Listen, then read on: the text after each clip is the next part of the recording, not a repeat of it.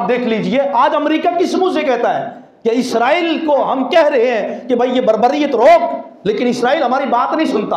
واہ کمال ہو گیا، آپ جب چاہیں تو آپ کیا ہمارے پاس اختیار نہیں ہے اسرائیل کو روکنے کا؟ جب آپ اختیار استعمال کریں تو یمن کو تباہ کرنے کے لیے اختیارات استعمال ہو سکتے ہیں، افغانستان کو تباہ کرنے کے لیے اختیارات استعمال ہو سکتے ہیں۔ جناب والا یمن کے اندر پھر روہنگیا کے اندر مسلمانوں کی نسل کشی کے لیے امریکہ اختیارات استعمال کر سکتا ہے؟ نہیں کر سکتا تو فلسطینی نہتے مسلمانوں کے خلاف اٹھنے والی تلوار، اٹھنے والے بارود کو نہیں ختم کرا سکتا۔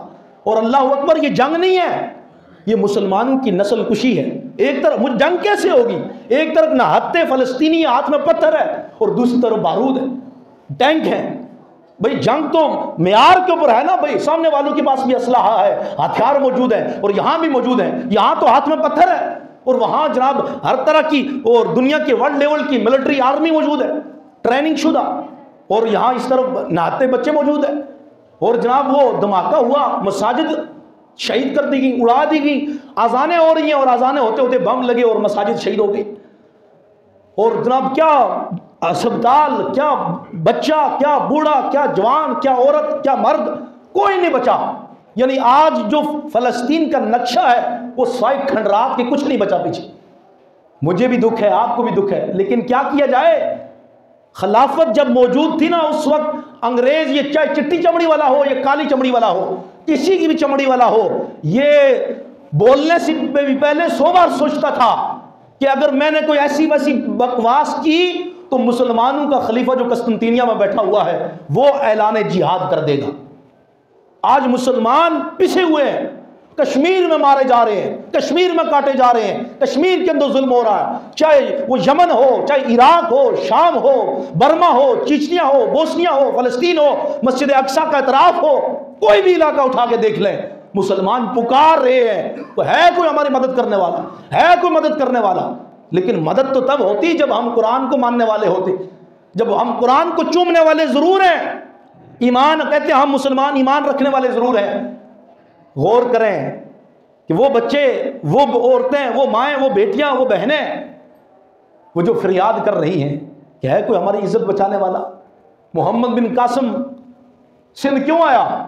17 سال کا نوجوان لڑکا، آج ہمارے وہ جناب کنجر پونے ہی نہیں ختم ہوتا، موبائل کے ہاتھ میں آ گیا، نوجوانی میٹرک پاس کی، موبائل لے دیں جی ابا جی کی بھی جان کھائیں گے، ابا نے موبائل لے کے دیا کہ پتر میرا کو کمن چجنا کم کر سی، اب اور بچے جی نے کیا کیا؟ کنجر بن گئے، بچہ جی کنجر بن گئے، ناچنا شروع ہو گئے ٹک ٹاک کے اوپر۔ جناب یہ دیکھیں جی، آج میری ٹانگیں اس طرح تھر تھرا رہی ہیں، آج میں یوں ناچ رہا ہوں، آج میں نے یہ کرتب دکھایا ہے۔ اوے شعبدہ بازو، یہ کوئی کام تھے کرنے والے؟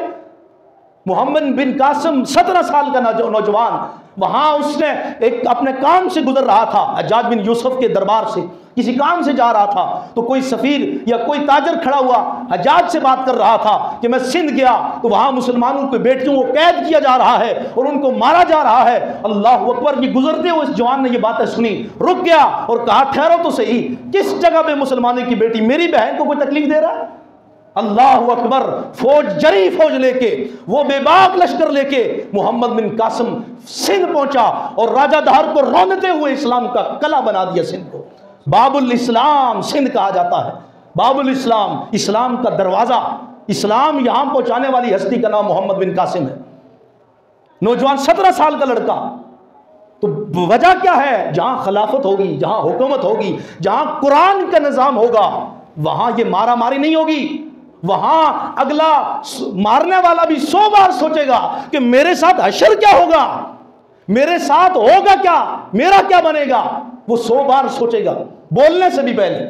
لیکن مسئلہ یہ ہے کہ ہم نے قرآن کو چھوڑ دیا، ہم نے جناب والا قرآن جو اصول، یہ نصاب زندگی تھا، یہ ایک پورا نصاب ہے زندگی گزارنے کا ایک مسلمان کے لیے، لیکن ہم نے اس نصاب کو ترک کر دیا۔ ہم نے، جیسا اقبال نے کہا، شور ہے کہ ہو گئے مسلمان نابود، ہم یہ کہتے ہیں کہ کہیں مسلم بھی، ہم یہ کہتے ہیں کہ تھے بھی کہیں مسلم موجود، وضع میں تم ہو نصارہ تو تمدن میں ہنود۔ یہ مسلمان ہیں جنہیں دیکھ کے شرما یہود، ایک پیپسی کی بوتل کا بائیکاٹ نہیں ہو سکا، ایک جناب والا وہ برگر کا بائیکاٹ نہیں ہو سکا، چند چیزوں کا جو اسرائیلی پروڈکٹس تھی ان کا بائیکاٹ مسلمان سے نہیں ہو سکا۔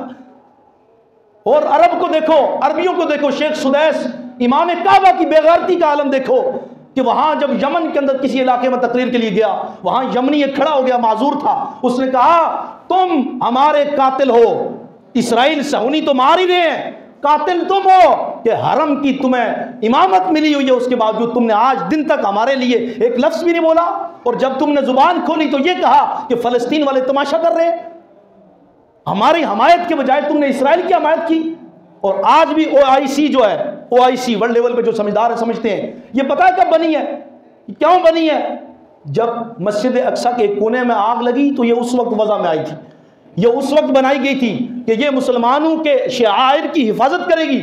آج OIC بھی اقوام متحدہ کے تلوے چاٹ رہی ہے، یعنی گویا کہ عالمی ورلڈ لیول پہ مسلمانوں کو ایک سائڈ پہ لگایا جا رہا ہے، اور لگا دیا گیا تقریباً لگا دیا گیا۔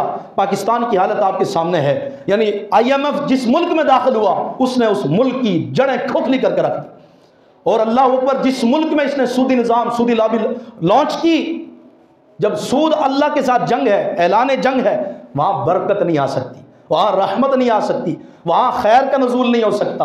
اللہ تعالیٰ جل جلالہ کرم فرمائے۔ آج بھی اقبال نے اپنے